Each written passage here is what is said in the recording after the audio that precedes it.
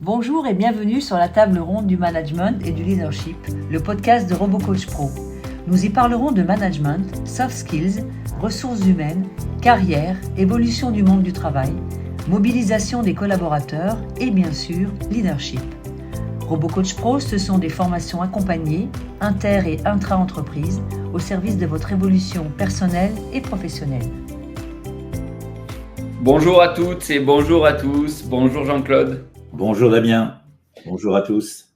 Bienvenue pour ce webinaire où nous allons parler communication efficace. Avant de nous lancer dans le sujet, je le rappelle pour ceux qui en ont l'habitude et puis pour ceux qui nous découvriraient aujourd'hui. Vous pouvez interagir avec moi dans le chat. Je prendrai avec grand plaisir vos remarques, vos questions, vos besoins, de manière à ce que nous puissions les aborder en live avec Jean-Claude. Et comme toujours, vous le savez, celles qui ne feraient pas l'objet de réponses en live, si jamais nous avons trop de questions, enfin jamais trop, mais disons trop pour le live, nous prendrons plaisir à y répondre à toutes sur notre page LinkedIn. Donc aucune question ou aucun besoin ne restera sans réponse. Et de la même manière, je vous mettrai un email RoboCoach Pro si jamais vous avez besoin de nous contacter plus en privé pour un besoin ou une demande particulière. Autre élément important concernant cette plateforme Webikeo sur laquelle nous nous retrouvons tous les derniers vendredis du mois, vous avez sous nos caméras un bouton sur lequel vous pouvez télécharger le livre blanc qui concerne donc ce sujet de la communication efficace. Et vous avez aussi un autre bouton dont nous vous reparlerons à la fin pour pouvoir bénéficier d'un test qui puisse vous en apprendre plus sur un peu tout un chacun. Nous avons toutes et tous nos petits travers dans la communication qui parfois vont nous poser de gros problèmes sans que nous sachions exactement identifier d'où viennent nos difficultés ou d'où viennent les ralentissements qu'on aimerait éviter dans nos évolutions de carrière. Si vous êtes avec nous aujourd'hui, c'est parce que vous avez déjà la sensation que la communication, le fait d'être capable de bien communiquer, de bien exprimer ce que l'on voudrait exprimer, c'est quelque chose qui est fondamental et c'est un élément qui peut avoir un gros impact sur notre vie professionnelle, notre vie privée aussi d'ailleurs, et sur les relations que l'on va pouvoir avoir avec nos collègues, nos supérieurs, nos collaborateurs, etc. C'est aussi un élément très important dès que l'on parle de fédérer, faire adhérer une équipe, des talents et faire passer certaines cultures collectives ou arriver à développer tout l'esprit d'équipe et les besoins de collaboration fluide que l'on a quand on gère un projet ou autre.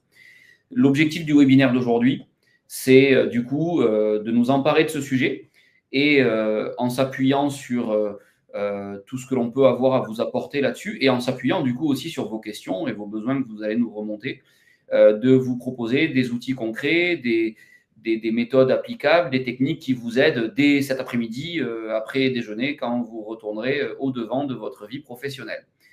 Donc, on va aborder ensemble toutes ces questions-là et il va y avoir dedans la question à la fois de l'expression de ce que l'on veut exprimer, d'arriver à être assez fidèle à ce que l'on veut faire passer comme information et à la fois d'éviter les petits pièges et des fois les difficultés qu'on peut rencontrer parce que dans une communication, nous sommes deux et donc en face, nous avons quelqu'un qui ne nous renvoie pas exactement la balle tout le temps comme on aimerait. Du coup, Jean-Claude, je te laisse démarrer avec ce sujet qui s'annonce assez intéressant. Eh bien, merci beaucoup Damien. Moi, je vais commencer par une question. Est-ce que vous avez déjà été frustré que votre message n'ait pas été compris comme vous le souhaitiez ? Si c'est le cas, je peux vous dire que c'est normal parce que c'est exactement pour ça qu'on est là aujourd'hui. Et puis, on va voir que finalement, communiquer, c'est tout un programme auquel probablement on ne fait pas assez attention. Je vais juste me présenter, si vous le voulez bien. Je m'appelle Jean-Claude Grunler, je suis franco-canadien, cofondateur de RoboCoach Pro, j'ai du mal à le dire, et passionné par le développement personnel, mais aussi par la transmission des savoirs. Depuis plusieurs années, ou même si j'étais honnête, de nombreuses années, j'accompagne les formateurs, les managers, les équipes à mieux communiquer, transmettre leurs connaissances. Donc, vous savez bien que communiquer, c'est essentiel, c'est pour ça que vous êtes là aujourd'hui. Et que ce soit pour donner des instructions claires, éviter les malentendus, motiver une équipe, la communication peut faire la différence, et elle le fait, croyez-moi, entre une collaboration efficace et un échec total. Alors, l'objectif de notre session d'aujourd'hui, c'est de vous donner des outils concrets, immédiatement applicables, et comme le disait très bien Damien tout à l'heure, posez-nous la question, dites-nous si vous avez vraiment un cas particulier, une difficulté particulière, dites-le et on aura à cœur, évidemment, de vous aider à la résoudre. Alors, je vais vous citer un gars qui s'appelle Georges Bernard Shaw, pour ceux qui ne le savent pas, c'est celui qui a écrit la pièce de théâtre Pygmalion, qui a fait un film, etc., qui est aussi une belle transmission de savoir. Il disait que la plus grande illusion dans la communication, c'est de penser qu'elle a eu lieu.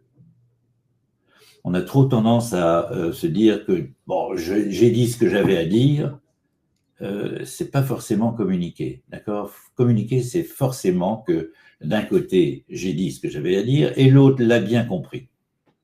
Si cette deuxième partie n'est pas satisfaite, eh bien, il n'y a pas eu de communication. D'accord. Alors, peut-être qu'on croit que c'est facile de communiquer parce qu'on sait tous parler, on a une langue absolument merveilleuse qui nous permet de dire tout ce qu'on a envie de dire, d'exprimer les idées les plus subtiles.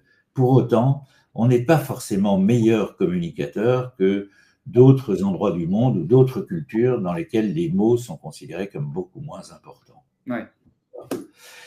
Et je dirais une autre chose en général qu'il faut prendre en compte, c'est que ce n'est pas ce qu'on dit qui compte, c'est comment l'autre le reçoit. Oui. D'accord ? Et vous allez voir que d'ailleurs, quand on parle de communication, on va surtout naviguer là-dedans.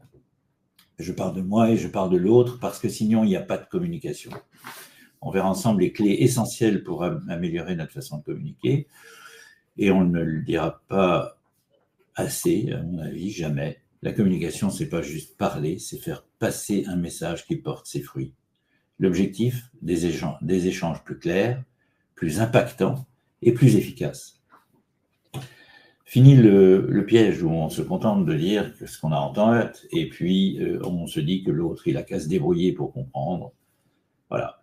D'accord. C'est le gros défaut, pardon, ouais. C'est le gros défaut de toutes les fois où on ne fait qu'informer la personne ou qu'avoir une transmission descendante par mail ou par affichage aussi, toutes ces feuilles A4 affichées partout que personne ne lit, et où on pense que l'on communique parce qu'on a informé les gens de ce qu'on avait à leur dire. C'est vraiment l'un des gros pièges. Excellent. Alors, un autre piège, si tu permets Damien, c'est que la première chose qu'il faut avoir en tête, vous allez voir, c'est pas forcément très facile de l'avoir tout le temps en tête, mais ce serait bien, c'est qu'on ne peut pas ne pas communiquer. Tout est communication. Quand on ne dit rien, on communique. Si on examine ce principe de l'impossibilité de ne pas communiquer pour votre gouverne et ceux que ça intéresse, c'est une théorie qui a été formulée par Paul Václavic de l'école de Palo Alto en Californie. Ça signifie que tout ce que nous faisons ou tout ce que nous ne faisons pas communique quelque chose aux autres. Même le silence est un message, même l'absence d'expression sur le visage est un message. Tout est un message et donc potentiellement un piège. Parce que si vous n'avez pas conscience de ce que vous communiquez, vous ne savez pas ce que l'autre pense à ce moment-là et comment il perçoit les choses et sous l'aune de quel aspect il va vous écouter. D'accord ? Vous n'avez pas communiqué, vous avez donné une impression, cette impression va certainement influencer le discours de l'autre. Donc, les pièges les plus courants, évidemment, ou les façons de communiquer incontrôlées, peuvent provoquer des frustrations, des conflits interpersonnels, hein, parce que dans le fond, ce qui nous permet de bien évoluer dans notre métier, dans notre travail, mais aussi dans notre famille, avec nos amis, c'est la manière dont on évite les conflits, dont on a une communication fluide qui permet d'éviter les pertes de temps, l'inefficacité, le stress, les tensions, la colère, les frustrations. Si vous voulez que je vous casse le moral, je peux continuer. C'est vrai que toutes ces choses-là existent et que parfois, on les met en place sans se rendre compte. Et je voudrais que pendant ce webinaire, on garde ça en mémoire. Les choses dont on n'a pas conscience, les communications que l'on passe sans en avoir conscience, sont très souvent à l'origine des problèmes qu'on rencontre.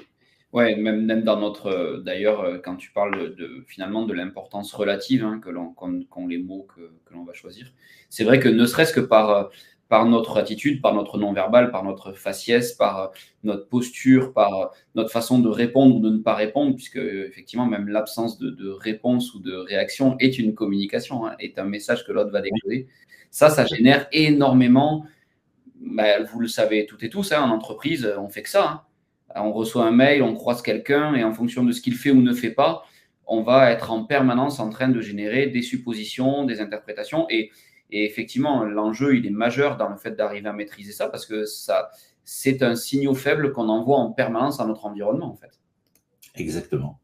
Et ça me donne envie de vous parler de quelque chose qu'on connaît tous, les biais cognitifs. Est-ce que vous avez déjà entendu parler de ça? C'est des espèces de présupposés parfois, d'idées qu'on a et qu'on se fait par rapport à ce qui se passe. Je vous donne un exemple. Il y a par exemple le biais de confirmation. Vous pensez que quelqu'un n'apprécie pas trop votre travail ou vous pensez que quelqu'un vous critique sans arrêt, etc. Chaque fois qu'il vous dira quelque chose, vous allez vous dire « ça y est, il est encore en train de me descendre ». Et si vous preniez un petit peu de recul, vous vous rendriez compte qu'il a aussi complimenté certains points, d'accord? Donc, vous allez me dire, c'est à lui de veiller à sa communication, et vous auriez tout à fait raison. Mais vous êtes dans cette même communication, et donc, il vaut mieux compter sur vous-même et vous dire, qu'est-ce que je ferais dans ce cas-là, hein? Il y a quelqu'un qui a tendance à me... déjà, je vais me raisonner, je vais me dire, d'accord, il me dit des choses, mais je vais prendre ça comme un bon tuyau, quelque chose que je peux effectivement améliorer. Et pour autant, je ne vais pas... Vous savez qu'en PNL, on dit ça, le comportement n'est pas la personne. C'est pas parce que quelqu'un vous critique qu'il ne vous aime pas et que c'est une personne désagréable, etc. Donc, essayez d'avoir ça en tête lorsqu'il y a ce biais de confirmation et qui confirme que cette personne ne vous apprécie pas. Le mieux, c'est de vous raisonner vous-même. Un autre biais, pardon, si tu veux intervenir. Juste un petit outil que j'aime bien par rapport au biais de confirmation. Puisque tu parlais de PNL, ça m'y fait penser en fait. En PNL, on conseille aussi, quand on a ce biais de confirmation et que du coup, vous interprétez tout ce que va dire ou faire ou ne pas faire quelqu'un pour que ça vienne emmener de l'eau à votre moulin et aller dans le sens de votre théorie de départ, de votre présupposé, on conseille de se poser 3 secondes avec un papier ou autre et d'imaginer au moins une autre raison qui aurait pu conduire à ce comportement. Au moins une autre intention que la personne aurait pu avoir et qui pourrait effectivement bien fitter avec le scénario de ce qu'elle vient de dire. Voilà. Ce qui permet justement de briser un peu ce cercle dont tu parles. Ok. Merci Damien. Un autre biais, c'est ce qu'on appelle le biais d'ancrage. C'est-à-dire que vous avez une idée sur les gens, hein, quand quelqu'un vous a donné une impression assez forte, lui c'est quelqu'un qui est très pointilleux, qui est rigoureux, qui est pas forcément très sympathique. Vous avez remarqué que peut-être on n'arrive plus à s'en détacher, hein. On a catalogué la personne, on a ancré ça en nous, et du coup chaque fois qu'elle va dire quelque chose, eh bien ce sera à la lumière de ce qu'on a comme impression sur cette personne. Donc attention aussi à ça. Votre cerveau s'est probablement ancré sur la première impression que vous avez reçue et vous avez du mal à ajuster le tir, mais essayez de faire cet effort. Dites-vous, je prends chaque chose comme elle vient, chaque chose en son temps, et j'écoute les choses et j'essaye de les distinguer de tout ce que je peux avoir comme biais cognitif derrière. Et puis le grand classique, celui dont on est tous victimes assez tôt dans notre vie, c'est le biais de la négativité. On a tendance à retenir les aspects négatifs. Je pense que c'est lié un petit peu à notre scolarité, quand on nous disait qu'on pouvait toujours faire mieux. Donc on avait plutôt tendance à recevoir des feedbacks négatifs qui sonnaient souvent un peu comme des reproches, et du coup, eh bien, cette négativité, elle est en nous. Et quand on entend quand on ne retient que les aspects négatifs, eh bien, finalement, on n'entend plus le positif. Pourtant, vous avez reçu certainement des compliments sur ce que vous avez dit ou ce que vous avez fait, mais vous n'avez entendu que le négatif. Alors, attention à soi, parce que c'est un peu sournois, mais ça crée quelque chose. À partir du moment où vous êtes sous le coup d'une émotion négative, parce que vous vous sentez injustement traité par une remarque négative, alors que finalement, dans l'ensemble, vous trouvez ce que vous avez fait plutôt bien, ça va changer votre façon de communiquer. D'accord? Et puis vous verrez, un peu plus tard dans le webinaire, on va parler d'une autre forme de communication qui n'est pas verbale. Et justement, on sait que ça, ce que tu dis là, c'est vraiment fondamental. On le voit souvent même dans les formations, aussi chez des profils où justement le fait de ce biais de négativité va nous emmener à finalement mettre du poids que du côté négatif de la balance, et du coup, ça va cultiver la dévalorisation, enfin l'auto-dévalorisation, ça va cultiver la perte de confiance en soi, ça va cultiver, parce que finalement, dans le bilan que je fais moi de mes derniers mois, semaines, etc., je vais avoir une sorte de loupe sur le négatif. Est-ce qu'à ce titre-là, tu as des outils ou conseils qu'on peut emmener pour justement ne pas un peu, comment dire, dépasser ce biais de négativité? Oui. Ou le contrecarrer. Je crois que tu l'as dit dans ce que tu viens de nous dire. Dans le fond, il faut essayer de, premièrement, se rendre compte qu'on a cette tendance à regarder, à ne retenir que le négatif. Le négatif ne vous fait pas avancer, il ne vous donne pas des forces. Le négatif, au contraire, j'ai envie de vous dire, il vous affaiblit. Parce que si vous vous considérez déjà, vous, au départ, comme ayant droit à des remarques négatives, eh bien, quelque part, vous allez le communiquer par votre attitude, par ce que vous dites, lorsque vous pensez au fait que finalement, vous méritez des critiques. J'ai envie de dire, il faut prendre conscience que tout le monde mérite des critiques, tout le monde mérite des compliments, et personnellement, je crois que le plus simple, c'est de se dire qu'on va retenir ce qui est positif parce que c'est ce qui fait avancer. D'accord ? Oublions un petit peu les enseignements qu'on a reçus quand on était plus jeune et où finalement, les adultes bienveillants autour de nous essayaient de nous corriger en fin de compte, de nous emmener dans la bonne trajectoire, mais ça nous a laissé un impact un petit peu, parfois, un peu sensible. Mais on a des petites choses aussi qui nous posent des problèmes, comme par exemple, ça m'arrivait dans un endroit où j'avais l'habitude d'aller manger régulièrement, un restaurant sympathique, une espèce de cantine près du bureau. Et puis, il y avait un monsieur que je voyais souvent qui disait toujours ça va sans dire, mais ça va encore mieux en le disant. Et comme il répétait cette phrase tout le temps, ça m'agaçait. Au bout d'un moment, je me disais, ah tiens, il est encore là, lui. Oui. Mais en fin de compte, je trouve qu'il m'a rendu service. Parce que c'est vrai qu'il y a beaucoup de moments où on se dit, ça va sans dire. D'accord ? Est-ce bien utile que je lui dise qu'il faut fermer la porte en quittant la pièce ? Non. Mais en fin de compte, essayez de voir les moments où ce serait encore mieux, ça irait encore mieux si vous le disiez. Si vous disiez ce que vous pensez, ce que vous ressentez. Si par exemple, vous vous sentiez libre de dire à quelqu'un, je te remercie de ce que tu viens de me faire remarquer comme amélioration dans ce que je suis en train de faire, mais ça me ferait plaisir que tu me dises aussi s'il y a quelque chose qui t'a plu là-dedans. D'accord ? Parce que d'une part, ça vous fera du bien de l'entendre, mais d'autre part, lui, ça lui fera aussi du bien de le dire, parce que, à l'inverse, j'ai envie de dire, quelqu'un qui fait des critiques ne voit plus que les critiques qu'il a faites. Il ne se souvient plus qu'il a aussi apprécié des choses. Donc, le fait de lui poser la question, de lui dire, oui, est-ce qu'il y a aussi là-dedans des choses qui t'ont plu, vous le ramenez à quelque chose de plus équilibré, d'accord ? Ça me fait penser aussi à autre chose, c'est le corollaire un peu de ce que tu dis là, c'est aussi le côté, ça va sans dire, c'est aussi le côté, des fois dans mon discours interne, le fait de minimiser ou banaliser finalement ce que je fais bien. Tu sais, toujours pareil, dans ce biais de négativité, de dire finalement, oui, ça c'est, oui, je fais mon boulot, ça c'est normal, ça va sans dire, voilà. Il y a aussi ce côté-là qui vient avec souvent, c'est que finalement, justement, le positif, que ce soit vis-à-vis de soi-même ou justement, comme tu le dis là dans les échanges, finalement, le positif, on le balaye vite d'un revers de main, quoi. Et ça, c'est une vraie façon de cultiver une communication qui est un peu déraillante à terme, quoi. Oui. On va dire que le principal, peut-être, rappelons-nous, j'aime bien la métaphore du poste de radio. Si vous avez, on n'en a plus tellement aujourd'hui, mais admettons qu'on s'en souvienne, et puis quand on tournait le bouton pour essayer de trouver la bonne longueur d'onde, en fait, tant qu'on ne l'avait pas, on savait qu'on ne l'avait pas parce que ça grinçait, ça faisait des bruits parasitaires, etc. Et puis tout à coup, on est sur la bonne longueur d'onde, et là, on entend parfaitement bien c'est le bonheur total. Eh bien, c'est vrai aussi dans la communication entre personnes. Chercher la bonne longueur d'onde, c'est en quelque sorte trouver le bon canal pour que l'échange soit fluide et compréhensible des deux côtés.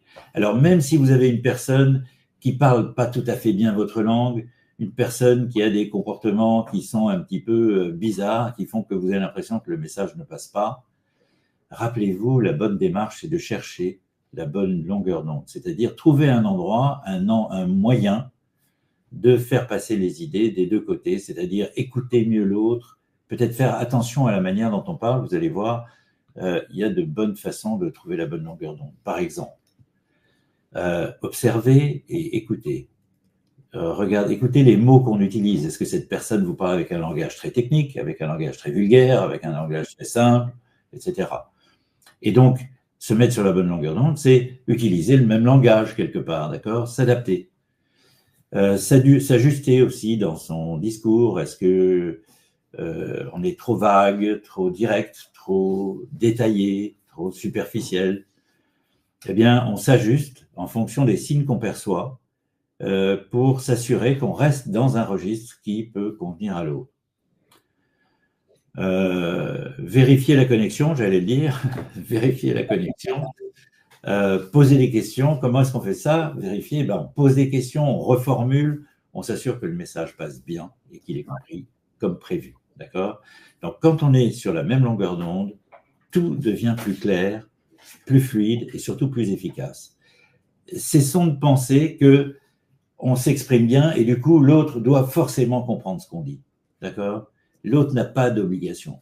Rappelez-vous, quand on était à l'école, moi, c'est un souvenir que j'ai, je trouvais ça très dur quand le prof avait l'air de me prendre un peu pour un imbécile parce que je n'avais pas compris son explication. J'ai appris depuis, et je vous donne le renseignement parce qu'il est précieux, qu'en réalité, le résultat d'une communication appartient exclusivement à celui qui a lancé la communication. Donc, ce prof qui me disait que je suis un imbécile parce que je n'ai pas compris, parlait de lui en réalité. C'est lui qui assume la responsabilité de ma compréhension. Ouais. Bon, au bout d'un moment, si moi, je n'y mets pas de bonne volonté, il va m'envoyer promener. Mais le fait que je ne sois pas sur la même longueur d'onde que lui, le fait que je ne puisse pas comprendre, après tout, c'est sa responsabilité. Donc, c'est à lui de faire les efforts. Si vous êtes la personne qui communique, qui transmet le message, faites en sorte et veillez bien à ce que l'autre vous comprenne. D'accord? Une longueur d'onde, c'est valable pour les deux.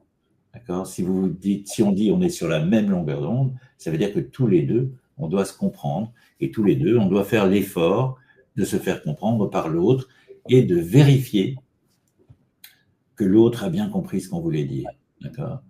Et d'ailleurs, à ce titre-là, on a une question oui. qui a été posée tout à l'heure par Véronique.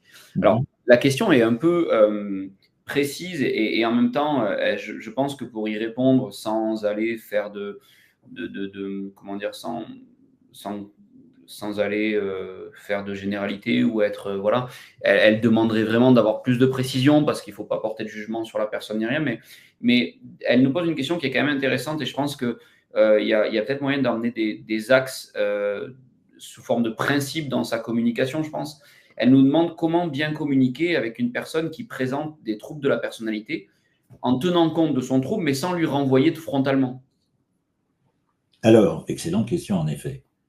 Un peu extrême, on va dire que ça ne nous arrive pas tous les jours, mais c'est ça que je trouve intéressant dans cette question, c'est que ça peut arriver, et évidemment on gère moins bien les choses qui nous arrivent rarement, mais j'ai envie de vous dire que quelle que soit la personne en face de vous, et surtout si cette personne présente une difficulté pour elle-même ou pour vous, essayez toujours de lancer une passerelle de communication.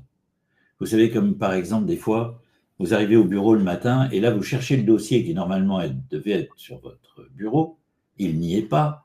Et vous vous précipitez dans le bureau de la personne à côté que vous estimez être responsable de cette absence. Vous ouvrez la porte, la personne est en train de travailler sur son ordinateur, bien concentrée, et là, vous lui dites « Mais qu'est-ce que tu as foutu du dossier bleu ?» ne vous attendez pas à une bonne réaction, parce que finalement, qu'est-ce qui s'est passé? Vous avez sauté d'une rive sur l'autre. Hein. Moi, je suis né à Strasbourg. À Strasbourg, il y a le Rhin. D'un côté, c'est la France avec ses traditions, sa langue, etc. Et de l'autre, il y a l'Allemagne avec ses traditions, sa langue et tout ça. Et si on ne se lance pas, si on ne crée pas un pont entre les deux cultures ne se rencontreront jamais.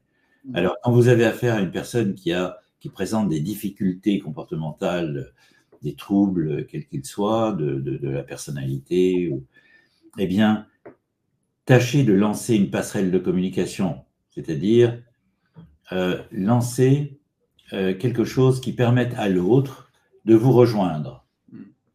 Ça peut être de lui faire comprendre qu'on a compris la situation et qu'on va s'y adapter. Montrer des signes d'adaptation, c'est toujours la façon à la fois la plus élégante, mais la plus efficace d'entrer en communication avec quelqu'un. Et c'est la passerelle de communication qu'on lance à ce moment-là. Alors, comment est-ce qu'on fait ça? Eh bien, si vous voulez être entendu par l'autre, c'est bien, mais assurez-vous aussi d'avoir compris l'autre, d'accord? Alors, premièrement, écoute active. Certains d'entre vous ont peut-être participé à un webinaire sur l'écoute active. Nous en aurons prochainement un autre qui parle d'une écoute active encore plus stratégique et efficace. L'écoute active, c'est quoi? Avant de vouloir être entendu, assurez-vous d'avoir compris. Reformulez ce que l'autre exprime pour lui montrer que vous l'écoutez bien et que vous avez capté ce qu'il veut vous dire. Vous pouvez dire, si j'ai bien compris, ce que tu me dis, c'est ça. Ce dont tu veux parler, c'est ça, etc. Deuxième chose, pour lancer une passerelle de communication, encore une fois, il faut pouvoir se rejoindre, utilisez le langage de l'autre. Ne lui parlez pas avec votre façon à vous de discourir. Essayez de trouver un langage qu'il va lui permettre de vous suivre, quelles que soient ses particularités. Vous allez voir, on est assez intuitif et quand on décide d'être sensible à ça, vous allez voir, on est finalement plus compétent qu'on ne le pense. Ensuite, essayez de créer un climat de confiance.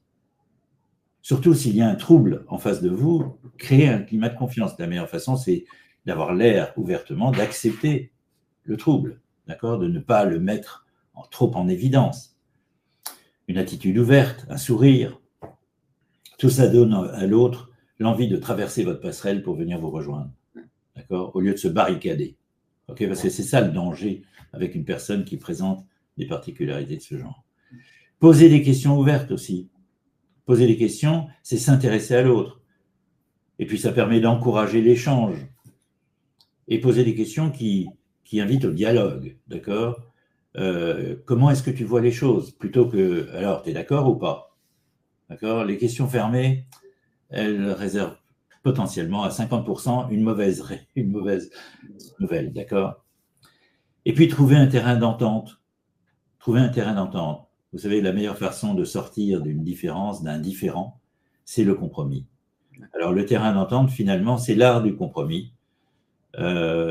S'il n'y a pas de compromis, à mon avis, la passerelle, elle ne dure pas très longtemps. D'accord? D'ailleurs, on l'a vécu de l'autre côté du Rhin. Hein. La passerelle n'a pas duré très longtemps, a été interrompue pendant un long moment. Donc, essayez de trouver un accord, quel qu'il soit, même sur un petit détail. Essayez de tomber d'accord. Donc, construire une passerelle, c'est tendre la main, créer du lien, donner envie à l'autre de vous rejoindre de votre côté du terrain, plutôt que d'être bloqué de part et d'autre.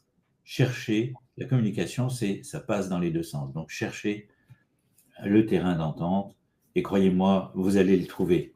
D'accord? Ça demande d'avoir un petit peu de recul dans la situation, on le verra, parce que, évidemment, il y a beaucoup d'ennemis à la communication, on en reparlera plus tard, comme par exemple nous-mêmes, quand on est stressé, énervé, fâché, contrarié, dans une croyance limitante, etc.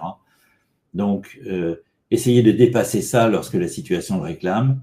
Pour Véronique, je dirais, si tu te retrouves en face d'une personne qui présente ce genre de trouble, peut-être que c'est le moment de s'entraîner.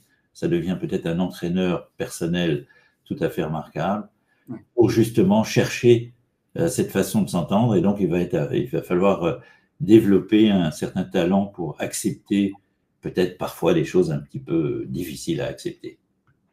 Pour aller dans le, je ne vais pas te couper, hein. Ça me fait venir un truc. Pour aller dans le même sens, il faut faire très attention à un biais que l'on va avoir dans ces cas-là. C'est que alors j'élargis un tout petit peu la question. Et bon, il y a la question des personnes qui vont avoir besoin de spécificité dans leur communication. Il y a aussi des fois simplement dans une équipe entre collègues ou si je suis manager d'une équipe, dans mon équipe, je sais que je vais avoir une ou deux personnes où je les sens, peu importe les mots qu'on va mettre dessus, mais plus sensibles. Elles ont plus de potentiel que je les blesse ou de se vexer ou de manquer de confiance en elles, ou des personnes sur lesquelles je vais avoir l'impression de marcher un peu sur des œufs, d'être un peu contrit dans ma communication. Et souvent, on va faire une erreur. C'est que par bienveillance, hein, c'est sans jeter la pierre, par volonté d'aider, on va se mettre à supposer quels sont les besoins de l'autre et à imaginer des adaptations et à modifier tous nos comportements pour répondre aux besoins qu'on pense que l'autre a, qu'on imagine qu'il a. Et gardez toujours en tête que, comme le disait Jean-Claude là, c'est pour ça que j'y pense, le fait de poser la question à l'autre, ça lui permet de vous dire si oui ou non il y a ce besoin. Ça lui permet de, tout en mettant un peu de métacommunication, c'est-à-dire de dire pourquoi vous posez la question. Voilà, je te pose la question pour savoir, toi, ce qui t'irait le mieux comme façon de te transmettre cette info-là, ou pour que la personne se sente à l'aise avec sa réponse et que ça dédramatise la situation. Parce que à chaque fois que vous allez faire une supposition, vous prenez le risque de vous tromper. À chaque fois que vous posez la question à l'autre, vous lui donnez la possibilité de vous dire comment il va interpréter ça. Parce que peut-être que vous allez vous dire ben non, je ne vais pas lui demander ça là maintenant dans l'urgence, je sais qu'il a ces spécificités-là et pour vous, c'est de l'empathie. Mais peut-être que lui va se dire ouais, mais en fait, ils ne me font pas confiance. Moi, ils ne me demandent pas ça. Ce n'est pas à moi qu'ils vont me confier ça. Et ça, vous ne pouvez pas deviner son interprétation. Donc parfois, tout le temps, même, j'allais dire souvent, mais tout le temps, poser cette question-là, c'est le meilleur moyen d'éviter de mettre les pieds dans le plat là où il ne fallait pas. Voilà. C'est très bien ce que tu viens de dire. Et j'ai envie, si tu permets, de rebondir là-dessus en disant que quand on communique, admettons que vous soyez, vous, là, pour communiquer quelque chose à une autre personne, nous avons tous, quand nous faisons ça, une tendance à nous concentrer sur ce que nous disons et sur ce que nous voulons dire. Et à la fin, on va évidemment se concentrer sur l'idée, bon, est-ce que tu as compris, ou est-ce que tu es d'accord, etc. En réalité, je pense qu'on ne fait pas son boulot de communicant quand on fait ça. Il faut toujours rester à l'écoute de l'autre, d'accord, et rester dans un esprit d'échange. Je communique, ça veut dire je fais circuler une information, et pour qu'elle circule bien, j'ai besoin de vérifier si elle est arrivée chez l'autre dans l'état où elle était quand elle est partie de chez moi, d'accord. Donc vraiment, pour qu'on se dise, tout va bien. Alors, il y a des choses à faire pour ça. Par exemple, on ne va pas y penser, mais adapter son ton de voix. Le ton de la voix, c'est un peu la couleur du message, d'accord. Un ton, on sait bien par exemple qu'un ton monotone, ça risque d'endormir l'autre, ou en tout cas, ça risque même de ne pas le réveiller. Alors qu'un ton plus énergique, dans une situation délicate, ça peut être perçu comme être un peu brusque, d'accord.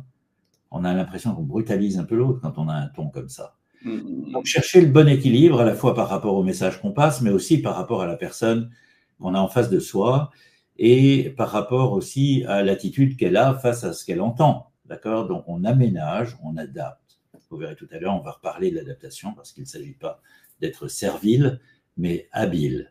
D'accord ? Ça finit pareil, mais ça commence pas pareil. Jouer aussi avec son langage corporel, la posture, le regard, les gestes. Tout cela parle autant que vos mots, peut-être même davantage. Ouais. Si vous fermez votre attitude, si vous prenez un regard sombre, vous croisez les bras, vous avez un regard fuyant, vous pouvez donner éventuellement l'impression que vous êtes sur la défensive. Alors qu'une posture ouverte, un contact visuel bien dosé, tranquille, ça favorise et ça montre de l'écoute et de l'engagement. D'accord ? Et puis ensuite, le tout, j'ai envie de vous dire, doit aller aussi avec le verbal. C'est-à-dire que les mots que vous utilisez doivent être portés par tout le reste.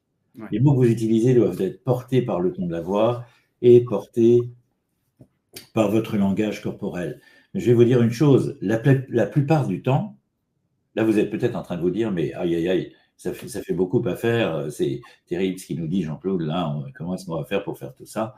En réalité, ne pensez pas à ça parce que vous le faites la plupart du temps. Oui.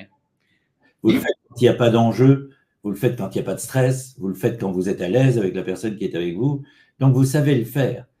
Tout ce que vous avez à faire, lorsque vous n'êtes pas dans ces situations idylliques que je viens de décrire, c'est rappelez-vous que vous en êtes capable et cherchez à le faire, vous y arriverez. D'accord? Si vous parlez à une personne stressée, par exemple, inutile d'en rajouter avec une voix rapide, des gestes saccadés, des mots forts. Au contraire, si vous parlez à une personne stressée, utilisez des mots tranquilles, adoptez un ton calme, une posture posée, un regard rassurant, restez les yeux dans les yeux, faites un sourire, pourquoi pas. Ça va aider votre interlocuteur tout naturellement à se détendre et à être plus réceptif à votre message. C'est ça, je te remonte des questions qu'il y a et Oui, juste d'accord. penser à ça, ce que tu dis là, c'est lutter contre la contagion émotionnelle.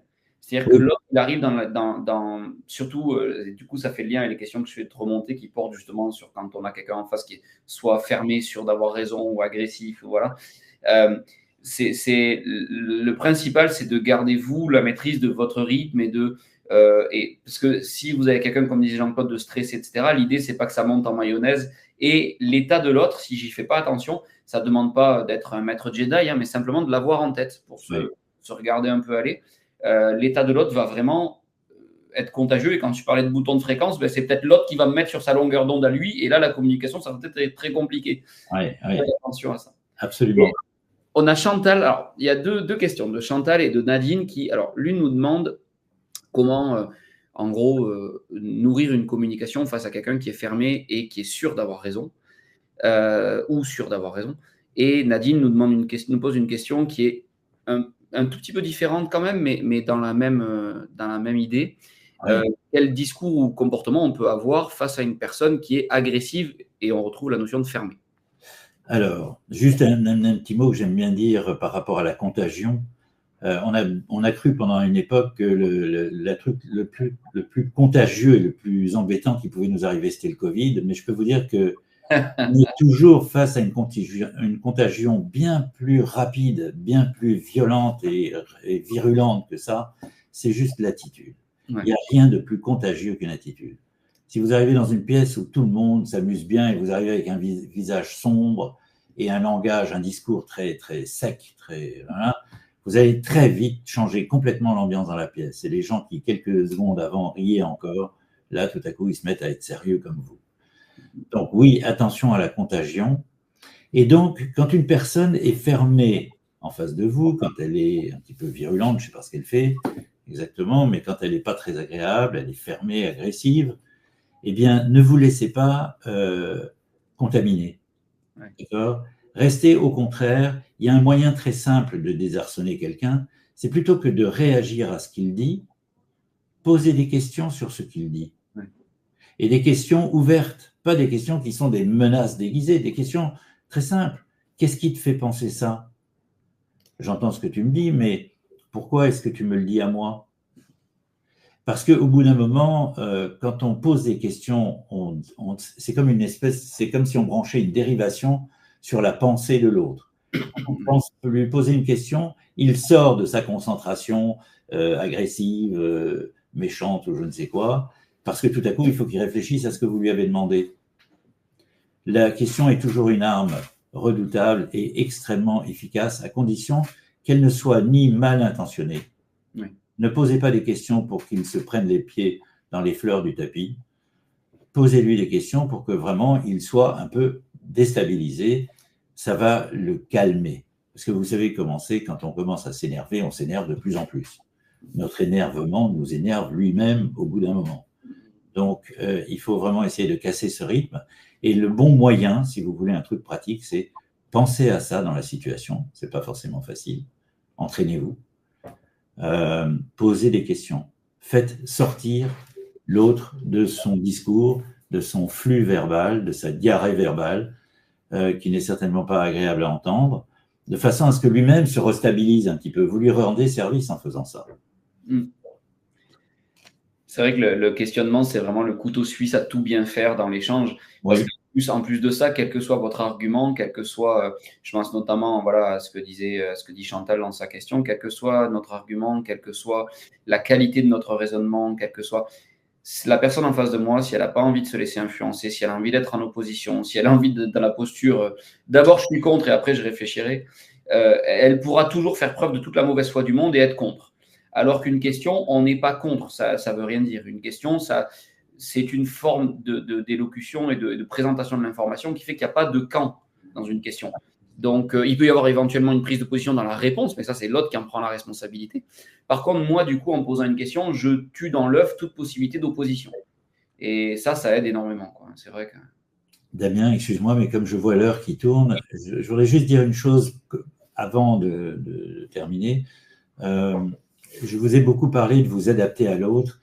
Et ce qui est dérangeant quand on me dit, par exemple, adapte-toi à telle situation, c'est comme si on me demandait de me soumettre. J'ai horreur de ça. J'imagine que parmi vous, il y a beaucoup de gens qui ont horreur de l'idée de se soumettre.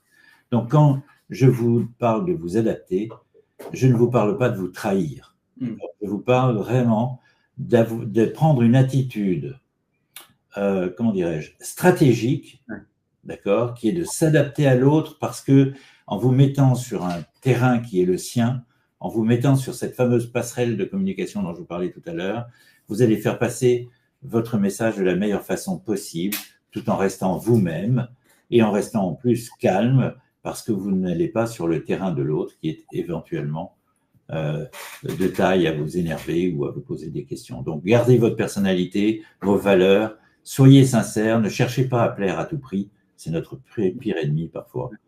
Et essayez simplement de rester sur un terrain sur lequel l'autre se sentira bien avec vous, d'accord ?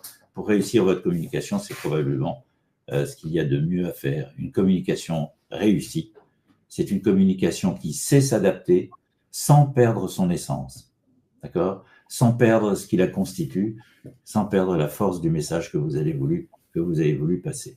Voilà. S'adapter, oui. Se travestir, non. Tout à fait, tout à fait. Voilà, j'allais te dire la même chose, j'allais te dire, il est temps qu'on passe au récap. Et puis, alors, restez, parce que Jean-Claude va nous récapituler les points importants à garder en tête. Celles et ceux qui ont posé des questions auxquelles nous n'avons pas répondu, ne vous inquiétez pas, elles feront l'objet de réponses détaillées, précises, assez fournies sur LinkedIn. Et restez jusqu'à la fin parce que nous avons une annonce assez sympa à vous faire à la fin et que nous sommes très heureux de vous faire. Donc, voilà. Donc, Jean-Claude, je te propose, si tu le veux bien, que nous récapitulions l'essentiel déjà de ce webinaire d'aujourd'hui. D'accord. Alors, n'oubliez pas que si vous êtes là pour parler, le mieux, c'est d'abord d'observer. Damien, je crois qu'on peut télécharger ce document. Hein. Oui, tout à fait. Ce document… J'ai pas besoin de vous lire ce qu'il y a dessus, vous le lirez. On va simplement revisiter ensemble les points importants. Voilà. Observez et écoutez avant de parler. Et même pendant que vous parlez, regardez l'autre. On verra dans le webinaire du mois d'avril, si je ne me trompe pas, comment on peut écouter avec ses yeux. Oui. Alors, adoptez le bon registre et le bon canal, c'est ce que je disais tout à l'heure. Mettez-vous sur le registre de l'autre, mettez-vous sur le canal de l'autre. Vous allez voir qu'au bout d'un moment, les canaux se mélangent et on finit par retomber sur ses pattes, et tout en gardant finalement l'intérêt de l'autre, l'attention de l'autre. Ajustez votre langage corporel et le ton. Pourquoi ? Parce que être cohérent, c'est avoir, si par exemple je vous annonce une bonne nouvelle avec une tête d'enterrement, vous êtes d'accord que ça ne va pas, il y a quelque chose qui est faux. C'est ou bien ce que vous éprouvez, ou bien ce que vous dites. Donc, ajustez votre langage corporel et le ton. Vérifiez la compréhension de l'autre. D'accord ? Si vous ne savez pas ce qui est devenu votre message, comment pouvez-vous dire que vous avez fait une bonne communication ? Ouais. Bonne communication, c'est que vous avez demandé un retour à l'autre, comme quoi il est d'accord, il a compris et il est en harmonie avec vous. Et puis, en fin de compte, la clé de tout dans la vie avec les autres, c'est l'adaptation. S'adapter aux autres. D'accord ? S'adapter, encore une fois, ça ne veut pas dire se trahir, ça ne veut pas dire renier qui on est, nos idées, etc. Ça veut juste se dire, on est sur la même passerelle, on va essayer de ne pas la faire chavirer, on va essayer de rester dessus, parce que c'est là qu'on s'entend bien. Voilà. Et alors, vous avez, dans ce document, vous allez pouvoir relire ça et vous avez l'essentiel et ce sont des outils qui aident énormément. dans le livre blanc que vous pouvez télécharger, c'est encore plus détaillé et fourni. Donc, je vous invite vraiment à aller télécharger les deux parce que ça aide énormément. Et il me semble que Jean-Claude, suite à ça, on l'a dit tout ce webinaire-là, dans la communication, le principal parasite de notre communication, ça va être ces zones d'ombre où on n'a pas forcément conscience de comment on communique, on n'a pas forcément conscience de nos biais. Et il me semble qu'on a un outil à proposer Oui. à tout le monde ici présent pour justement aller identifier ces biais que vous auriez et ces zones d'ombre que vous auriez éventuellement. Oui, tout à fait. J'ai même envie de dire que si parmi vous, il y a des gens qui se disent « Ah bah c'est cool, je devrais faire une formation sur la communication », je tiens à vous dire, sans casser votre enthousiasme, que ce n'est pas forcément là que ça se passe. Vous savez que dans la communication, par exemple, il se peut qu'on s'énerve, il se peut qu'on soit sous le coup d'une émotion, ce qui fait qu'on n'est plus capable de bien communiquer. Alors même si vous avez un talent fou de communicateur, si votre émotion fait écran, si votre stress fait écran, si votre timidité fait écran, si les choses que vous dites sans tenir compte de l'autre deviennent un peu conflictuelles, etc., ça veut dire qu'il y a d'autres choses à faire avant de vous attaquer à ce problème lui-même. D'accord ? J'ai envie de vous dire, avant d'envoyer des lettres, il faut savoir écrire. De la même manière, avant de communiquer, il faut arriver peut-être à régler certaines autres difficultés, comme par exemple tout à l'heure la question de Véronique à propos d'une personne qui aurait des comportements un petit peu agressifs ou un petit peu différents, on va dire. Ouais. Ça peut provoquer une émotion chez elle qui fait que, quoi qu'elle fasse, sa communication sera difficile.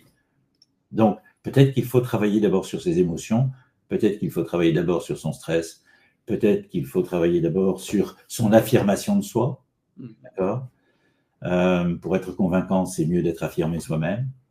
Donc, toutes ces choses-là, si vous voulez les découvrir, eh bien, je crois que ce cadeau qu'on vous fait aujourd'hui, c'est certainement dans ce test que vous allez trouver toutes ces réponses pour voir exactement qu'est-ce qui se passe en vous, quelles sont vos forces, mais aussi, parce que moi j'aime bien regarder le côté positif des choses, quels sont vos talents que vous n'utilisez peut-être pas autant que vous pourriez. Hein. À l'école, on nous a dit qu'il fallait corriger ce qu'on ne faisait pas bien. Peut-être qu'on aurait dû nous dire aussi qu'on devrait accentuer encore nos talents, accentuer les matières dans lesquelles on est bon pour devenir excellent. D'accord ? Eh bien, peut-être que c'est ça aussi que vous pourriez faire à travers ce test. Oui, tout à fait. Tout à fait. C'est vraiment un test qui est top parce que ça va vous en indiquer beaucoup sur vous. C'est entièrement gratuitement qu'on vous le propose là. C'est un outil vraiment précieux à avoir. Prenez le temps de le faire. Il est très complet. Ça va vous donner des infos super intéressantes sur vous-même. Vous avez donc dans ce document que vous pouvez télécharger, que vous allez recevoir juste après par mail, vous avez donc le QR code que vous pouvez scanner là ou le lien en cliquant sur « Je fais le test ». Là. Vous l'avez aussi sous la vidéo. Hein. Vous avez un bouton pour faire le test 360. Et je viens de vous le remettre aussi dans le chat avec le lien directement si certains d'entre vous ne voient pas le lien. Allez le faire, ça vous prendra juste un petit peu de votre temps, mais ça va vraiment vous apporter des notions et des outils très intéressants. Enfin, nous nous retrouverons donc vendredi 28 mars prochain pour parler de l'impact que le stress a sur notre confiance en nous et de comment retourner cette situation et utiliser les infos que notre stress va nous remonter pour justement booster notre confiance en nous et notre évolution. Pardon ? Un beau sujet. Un beau sujet, oui. Et donc, ce dont nous voulions vous parler, nous avions annoncé fin 2024 une petite nouveauté qui allait arriver. Vous avez été nombreux au fil des webinaires à nous dire est-ce qu'on trouve les replays quelque part ailleurs que sur Webikeo ? Est-ce que vous êtes en podcast ?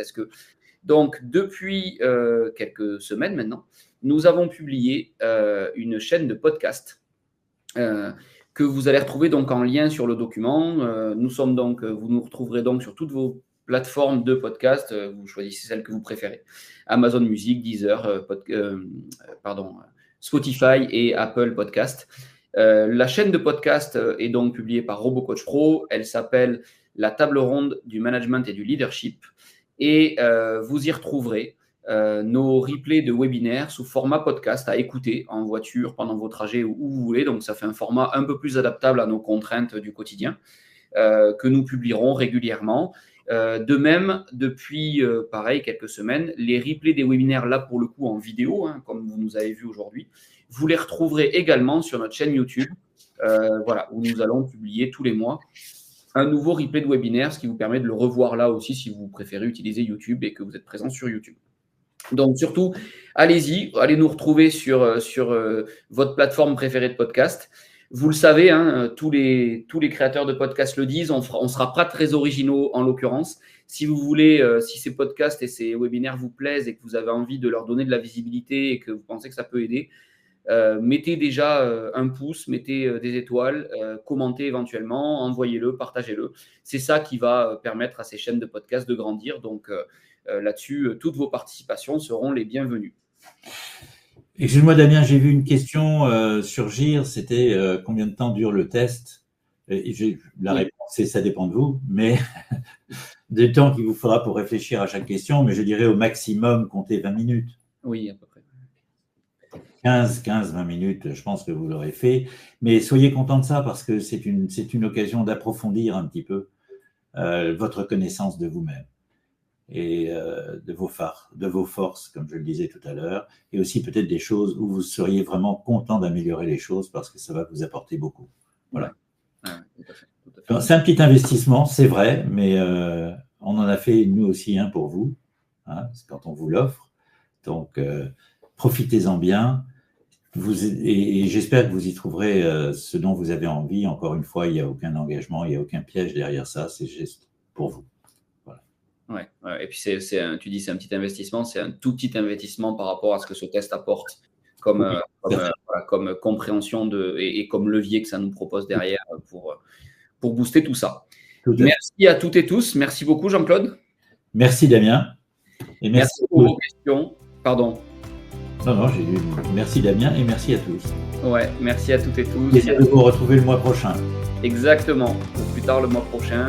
Très bonne journée, très bonne fin de semaine à tout le monde. Au revoir. Au revoir.